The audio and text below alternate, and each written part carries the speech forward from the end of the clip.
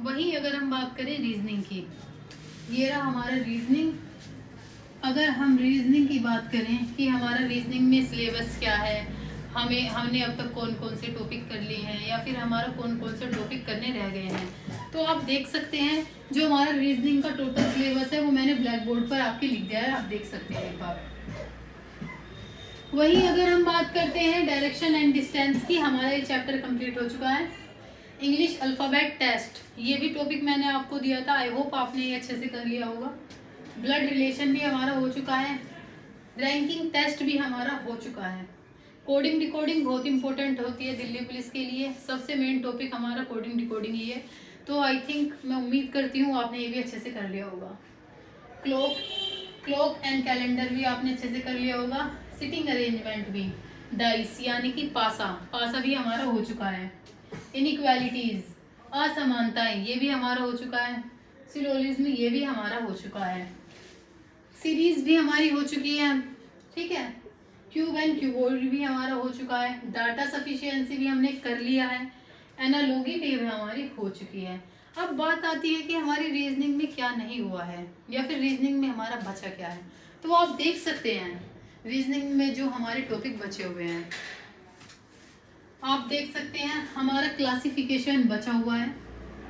Missing number भी हमारा बचा हुआ है। मिसिंग नंबर बहुत इंपॉर्टेंट होता है दिल्ली पुलिस में, मिसिंग नंबर से हर बार क्वेश्चंस आते हैं, तो आप मिसिंग नंबर को अच्छे से करेंगे, ठीक है। हमारा वेन डायग्राम बचा हुआ है। हमारा डिक्शनरी ऑर्डर भी बचा हुआ है। वर्ड फॉर्मेशन भी बचा हुआ है। कंडीशनल नंबर एंड साइन भी हमारा बचा हुआ है। वहीं अगर हम बात करें statement and conclusion, action argument, इसका मतलब है कथन और निष्कर्ष, ये भी हमारा बचा हुआ है। इनपुट एंड आउटपुट भी हमारा बचा हुआ है। काउंटिंग ऑफ फिगर मैंने आपको दिया था, ये हमारा हो गया है, ठीक है। काउंटिंग ऑफ फिगर मैंने आपको क्लास में दिया था, पिछली क्लास में, हमारा कंप्लीट है। मिरर एंड वाटर इमेज भी हमारा बचा हुआ है, ठीक है। पेपर कटिंग एंड फोल्डिंग भी हमारी बची हुई है। Figure analogy, classification series, completion and formation, ये भी हमारा बचा हुआ है। एम्बेडेड फिगर भी बचा हुआ है। डॉट पिटुएशन भी बचा हुआ है। ग्रुपिंग ऑफ फिगर भी हमारा बचा हुआ है, ठीक है। उम्मीद करती हूँ आप सभी को ये समझ आ गया होगा कि हमारा क्या बचा हुआ है, क्या नहीं बचा हुआ। आपको घबराना नहीं है, आपका पेपर जितना पास आ रहा है, आपको पैनिक होने की जरूरत नहीं है।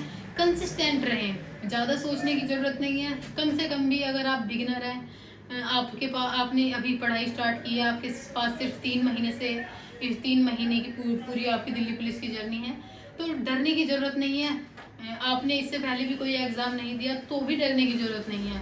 आप खुद पर भरोसा रखिए, मेहनत कीजिए और जो मैं आपको टारगेट दे रही हूँ उन्हें फॉलो कीजिए, क्योंकि मैंने भी ऐसे ही सिलेक्शन लिया था, मैं भी बिगिनर थी, मुझे भी कुछ नहीं पता था कि रीजनिंग क्या है, रीजनिंग में काउंटिंग फिगर वगैरह, ये रीजनिंग होती क्या है।